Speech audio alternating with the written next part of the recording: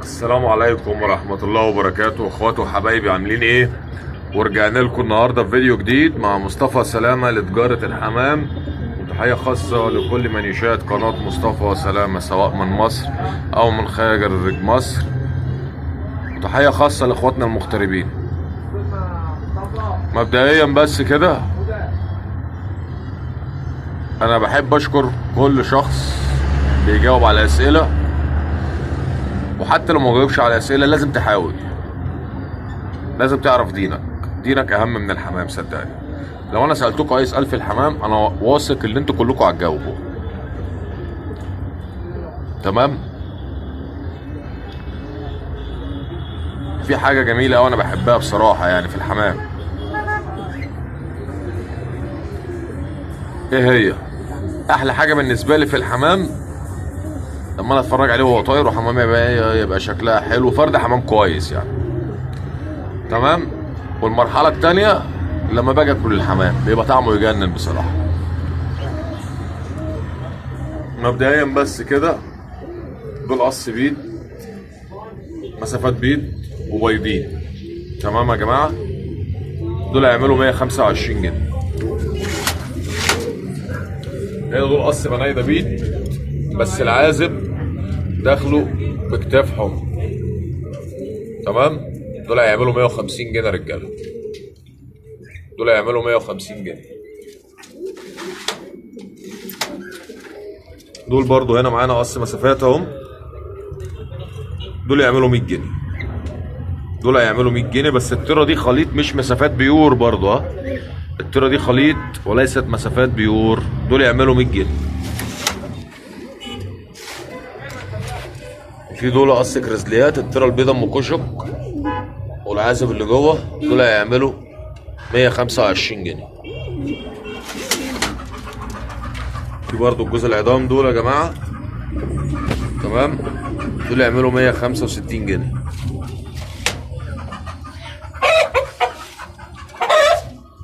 في القص السود دول يا جماعه هيعملوا 135 جنيه. طبعا ده فراخ هندي، ها،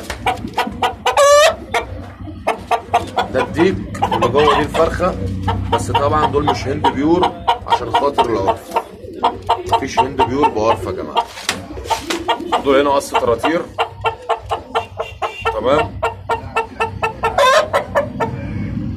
دول يعملوا 160 جنيه. وده قص طراطير، دول يعملوا 150 جنيه يا جماعه.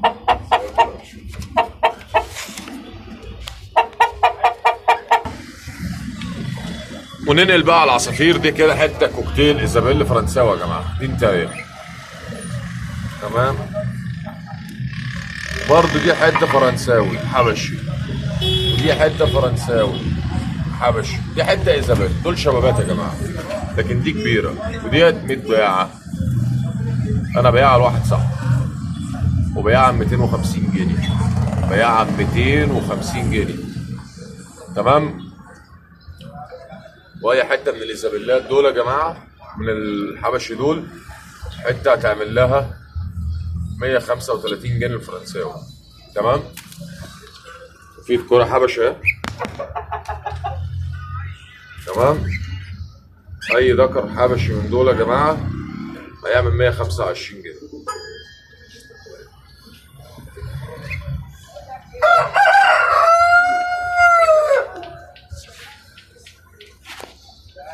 هنا كده جزء العصافير.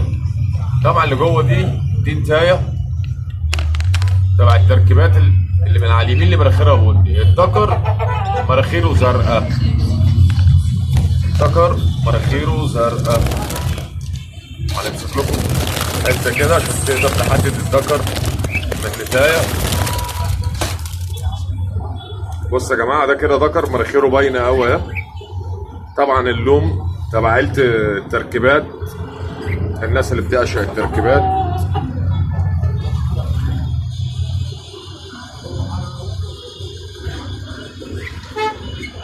الذكر مناخيره زرقاء، النتايه بيش او بني، بيش او بني زي كده اهي. دي كده انتهايه اهي. المناخير طبعا اللي فوق المنقار، الحته اللي فيها الخرمين الصغيرين دول برضه اللون مميز.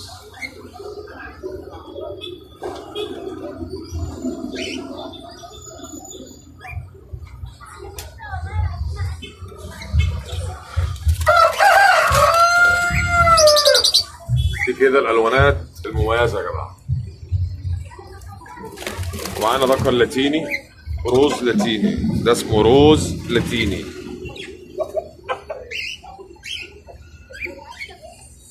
ومعانا روز اخضر.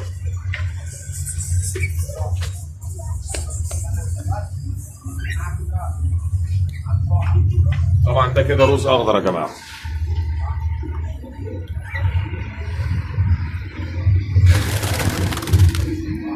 الجوز الاسترالي العاديين ب 80 جنيه. جوز التركيبات ب 150 جنيه يا جماعه. جوز التركيبات ب 150 جنيه. اظن كده كل حاجه واضحه.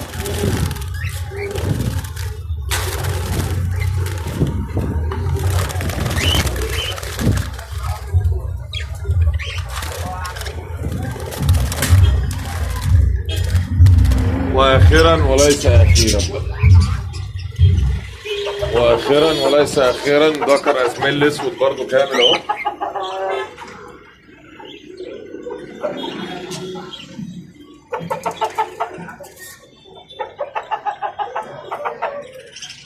ده عامل 80 جنيه. ده عامل 80 جنيه. زائد ان بره في حمام تاني برضه يا جماعه.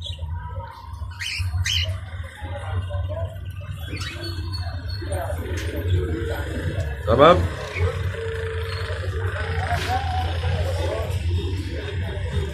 بتمنى ان فعلا الناس تجاوب يا جماعه على الاسئله الدينيه، لان دينك هو اللي انت هتتسال عنه.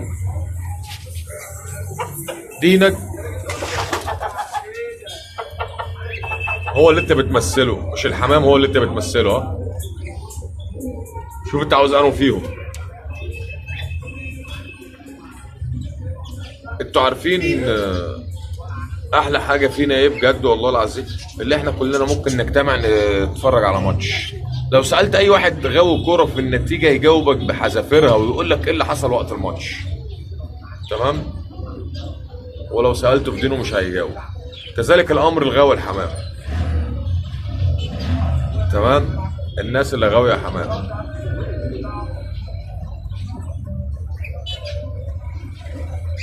لما بسأل السؤال ممكن 3 4 يجاوبوا.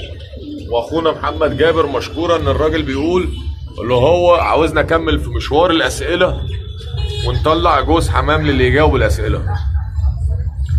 هي الفكره جميله بصراحه، بس الفكره دي عشان تحصل يا استاذ محمد لازم اولا عدد المشتركين في القناه يزيد، عشان ما يبقاش المكسب محصور على فرد او 2 بقى عينهم. تمام. تاني حاجه ودي اهم حاجه، كل ما عدد الناس اللي تجاوب اكتر يبقى فرصتهم في الفوز تكتر.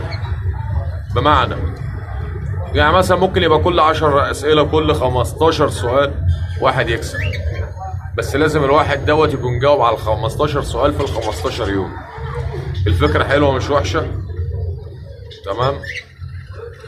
وانا بقول له كتر خيرك بجد، وانت على راسي من فوق وكلكم على راسي من فوق يا جماعه. بس بجد الواحد بيحزن لما بيسأل سؤال في الدين ويلاقي عدد الإجابات قليلة.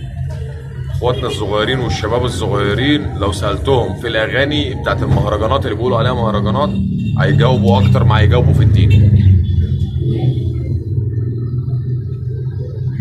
فأنت الصح اهتم بدينك، ودينك هو اللي هيرتقي بيك وبأخلاقك وبكل شيء. واحفظ القرآن، القرآن يحفظك. احفظ القرآن، القرآن يحفظك.